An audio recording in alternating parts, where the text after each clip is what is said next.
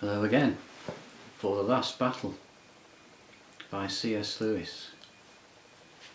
We're now on to the last chapter, chapter 16, Farewell to Shadowlands. So we finished last time in chapter 15, which was called Further Up and Further In, and that finished with: it was the unicorn who summed up what everyone was feeling. He stamped his right forehoof on the ground and neighed and cried, "I have come home at last. This is my real country. I belong here. This is the land I have been looking for all my life, though I never knew it until now. The reason we love the old Narnia is that it sometimes looked a little like this. Bree-hee-hee, come further up, come further in." He shook his mane and sprang forward into a great gallop, a unicorn's gallop, which in our world would have carried him out of sight in a few moments. But now a most strange thing happened. Everyone else began to run, and they found, to their astonishment, that they could keep up with him. Not only the dogs and the humans, but even fat little Puzzle and short-legged Poggin the dwarf. The air flew in their faces, as if they were driving fast in a car without a windscreen. The country flew past as if they were seeing it from the windows of an express train. Faster and faster they raced, but no one got hot or tired or out of breath. So finally, chapter 16, Farewell to Shadowlands. If one could run without getting tired, I don't think one would often want to do anything else. But there might be special reasons for stopping, and it was a special reason which made Eustace shout out, "I say, steady! Look what we're coming to!"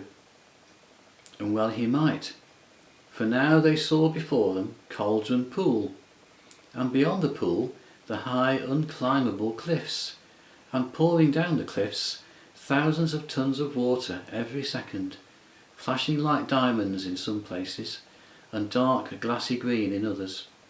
The great waterfall. And already the thunder of it was in their ears. "Don't stop! Further up and further in," called Farsight, tilting his flight a little upwards. "It's all very well for him," said Eustace, but Jewel also cried out, "Don't stop! Further up and further in! Take it in your stride!" His voice could only just be heard above the roar of the water, but next moment everyone saw that he had plunged into the pool, and helter-skelter behind him, with splash after splash, all the others did the same. The water was not biting cold, as all of them, especially Puzzle, expected, but it was a delicious foamy coolness. They all found they were swimming straight for the waterfall itself. "This is absolutely crazy," said Eustace to Edmund. "I know, and yet—" "Isn't it wonderful?" said Lucy. "Have you noticed one can't feel afraid, even if one wants to? Try." "By Jove, neither one can," said Eustace, after he had tried. Jewel reached the foot of the waterfall first, but Tyrion was only just behind him. Jill was last, so she could see the whole thing better than the others. She saw something white moving steadily up the face of the waterfall. That was the unicorn. You couldn't tell whether he was swimming or climbing, but he moved on, higher and higher. The point of his horn divided the water just above his head, and it cascaded out in 2 rainbow-coloured streams all round his shoulders. Just behind him came King Tyrion. He moved his legs and arms as if he were swimming, but he moved straight upwards, as if one could swim up the wall of a house. What looked funniest were the dogs. During the gallop they had not been at all out of breath, but now, as they swarmed and wriggled upwards, there was plenty of spluttering and sneezing among them, because they would keep on barking, and every time they barked they got their mouths and noses full of water. But before Jill had time to notice all these things fully, she was going up the waterfall herself. It was the sort of thing that would have been quite impossible in our world. Even if you hadn't drowned, you would have been smashed to pieces by the terrible weight of water against the countless jags of rock. But in that world you could do it. You went on, up and up, with all kinds of reflected lights flashing at you from the water, and all manner of coloured stones flashing through it, until it seemed as if you were climbing up light itself. And always higher and higher, until the sense of height would have terrified you, if you could be terrified, but later it was only gloriously exciting. And then at last one came to the lovely, smooth, green curve in which the water poured over the top, and found that one was out on the level river above the waterfall. The current was racing away behind you, but you were such a wonderful swimmer that you could make headway against it. Soon they were all on the bank, dripping but happy. A long valley opened ahead, and great snow mountains, now much nearer, stood up against the sky. "Further up and further in!" cried Jewel, and instantly they were off again. They were out of Narnia now, up into the western wild, which neither Tyrion nor Peter, nor even the eagle, had ever seen before. But the Lord Diggory and the Lady Polly had. "Do you remember? Do you remember?" they said, and they said it in steady voices, without panting, though the whole party was now running faster than an arrow flies. "What, Lord?" said Tyrion. "Is it true then, as stories say, that you two journeyed here on the very day the world was made?" "Yes," said Diggory, "and it seems to me as if it were only yesterday." "And on a flying horse?" asked Tyrion. "Is that true?" "Certainly," said Diggory, but the dogs barked, "Faster, faster!" So they ran faster and faster, until it was more like flying than running, and even the eagle overhead was going no faster than they. And they went through winding valley after winding valley, up the steep sides of hills, and faster than ever down the other side, following the river, sometimes crossing it and skimming across mountain lakes as if they were living speedboats, until at last, at the far end of one long lake, which looked as blue as turquoise, they saw a smooth green hill. Its sides were as steep as the sides of a pyramid, and round the very top ran a green wall, but above the wall rose the branches of trees, whose leaves looked like silver and their fruit like gold. "Further up and further in!" roared the unicorn, and no one held back. They charged straight at the foot of the hill, and found themselves running up it almost as water from a broken wave runs up a rock at the point of some bay. Though the slope was nearly as steep as the roof of a house, and the grass was smooth as a bowling green, no one slipped. Only when they had reached the very top did they slow up. That was because they found themselves facing great golden gates, and for a moment none of them was bold enough to try if the gates would open. They all felt just as they had about the fruit. Dare we? Is it right? Can it be meant for us? But while they were standing, a great horn, wonderfully loud and sweet, blew from somewhere inside the walled garden, and the gates swung open. Tyrion stood, holding his breath, and wondering who would come out. And what came was the last thing he had expected. A little, sleek, bright-eyed, talking mouse, with a red feather stuck in a circlet on its head, and its left paw resting on a long sword. It bowed a most beautiful bow, and said in its shrill voice, "Welcome, in the lion's name. Come further up and further in." And here is a picture of the mouse.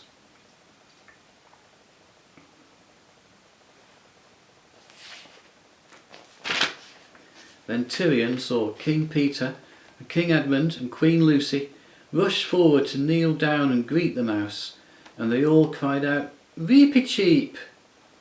And Tyrion breathed fast with the sheer wonder of it, for now he knew that he was looking at one of the great heroes of Narnia, Reepicheep the mouse, who had fought at the great battle of Baruna, and afterwards sailed to the world's end with King Caspian the seafarer.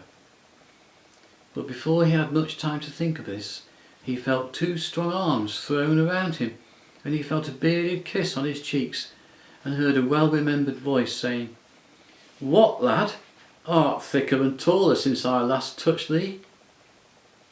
It was his own father, the good King Erlion, but not as Tyrion had seen him last, when they brought him home pale and wounded from his fight with the giant, nor even as Tyrion remembered him in his later years, when he was a grey-headed warrior.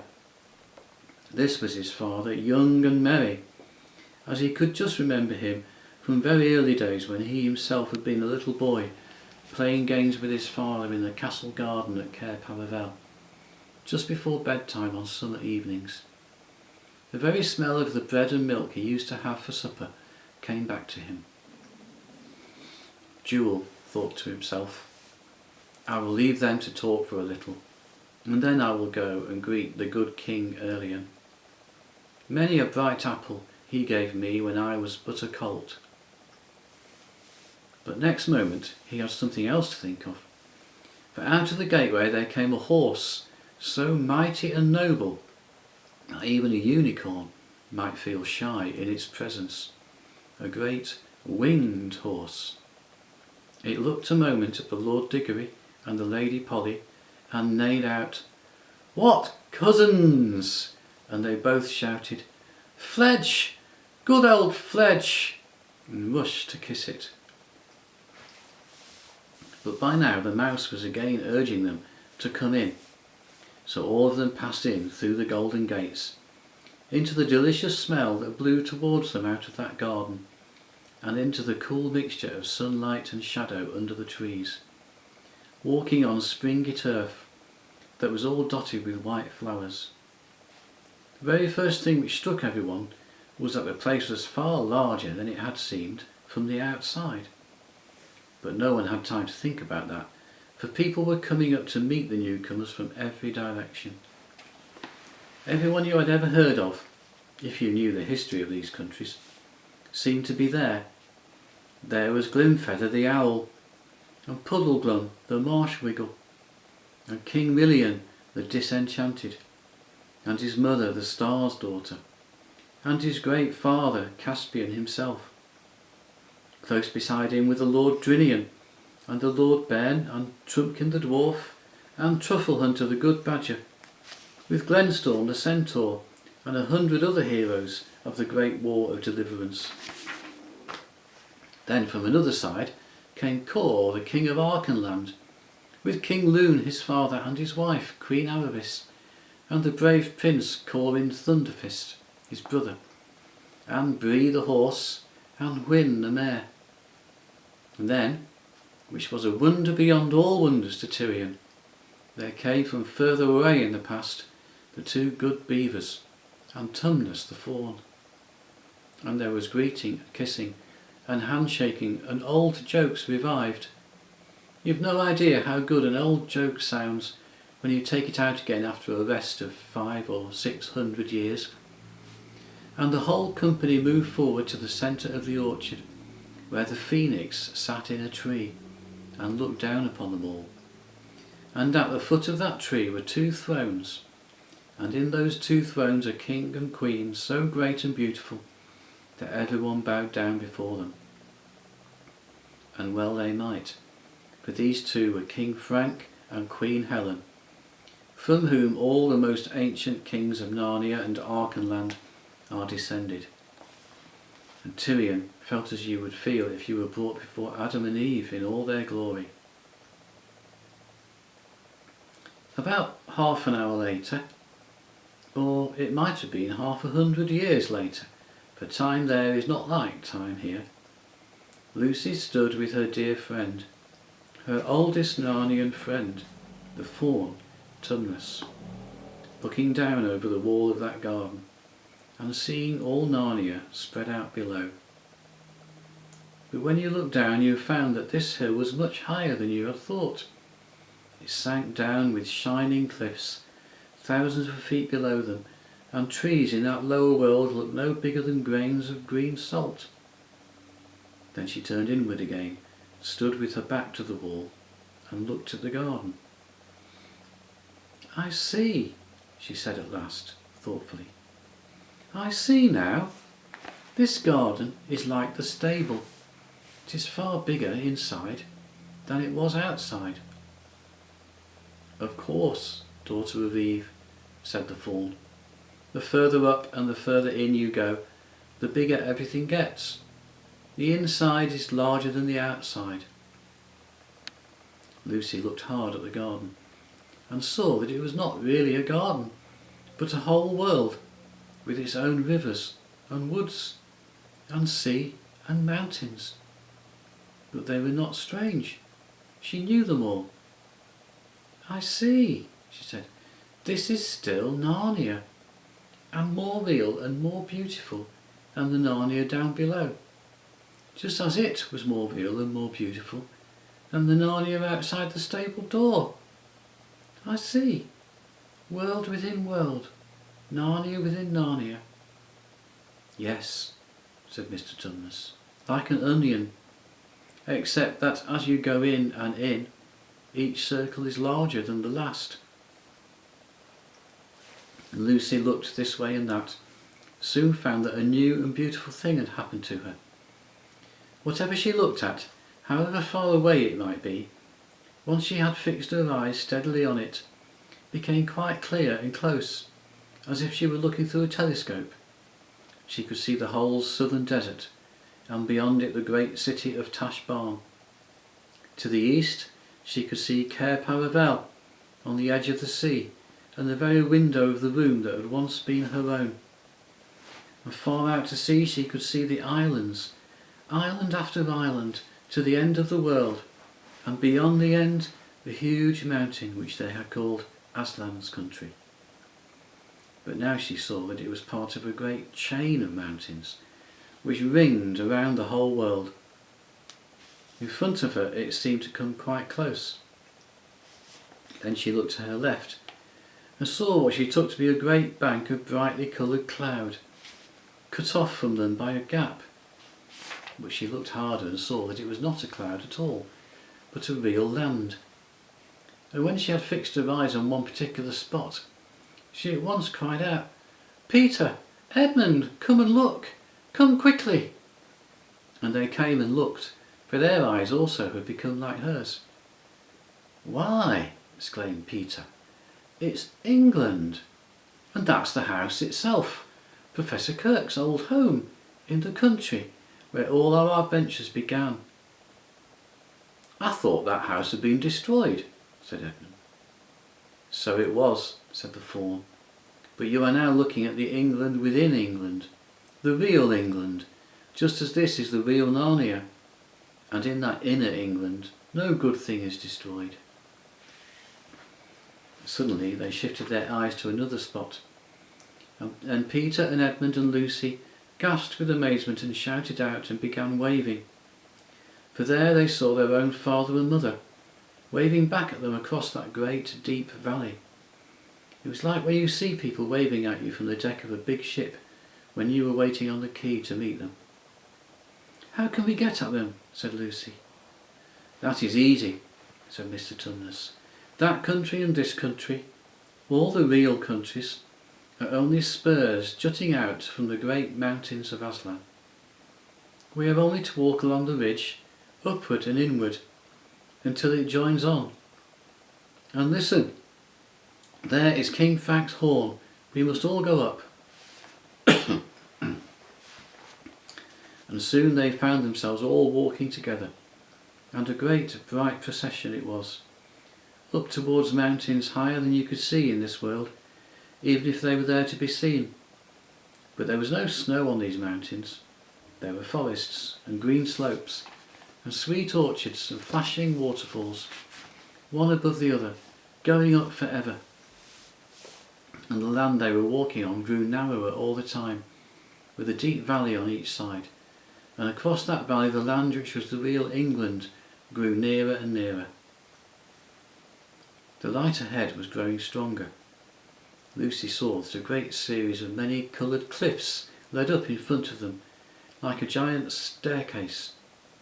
And then she forgot everything, because Aslan himself was coming, leaping down from cliff to cliff, like a living cataract of power and beauty.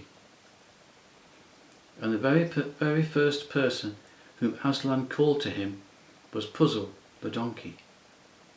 You never saw a donkey look feebler and sillier than Puzzle did as he walked up to Aslan, and he looked beside Aslan as small as a kitten looks beside a St. Bernard. The lion bowed down his head and whispered something to Puzzle, at which his long ears went down, but then he said something at which the ears perked up again. The humans couldn't hear what he had said either time. Then Aslan turned to them and said, "You do not yet look so happy as I mean you to be." Lucy said, "We're so afraid of being sent away, Aslan. You have sent us back into our own world so often." "There is no fear of that," said Aslan. "Have you not guessed?" Their hearts leapt, and a wild hope arose within them. "There was a real railway accident," said Aslan softly. "Your father and mother and all of you are, as you used to call it in the Shadowlands, dead. The term is over, the holidays have begun, the dream is ended. This is the morning." And as he spoke, he no longer looked to them like a lion. But the things that began to happen after that were so great and beautiful that I cannot write them down. And for us, this is the end of all the stories. And we can most truly say that they all lived happily ever after. But for them, it was only the beginning of the real story. All their life in this world and all their adventures in Narnia had only been the cover and the title page. Now at last they were beginning chapter 1 of the great story, which no one on earth has read, which goes on forever, in which every chapter is better than the one before.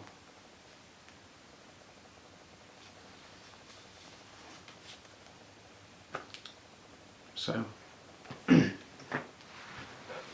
The Last Battle by C.S. Lewis, and that brings us to the end of the Chronicles of Narnia.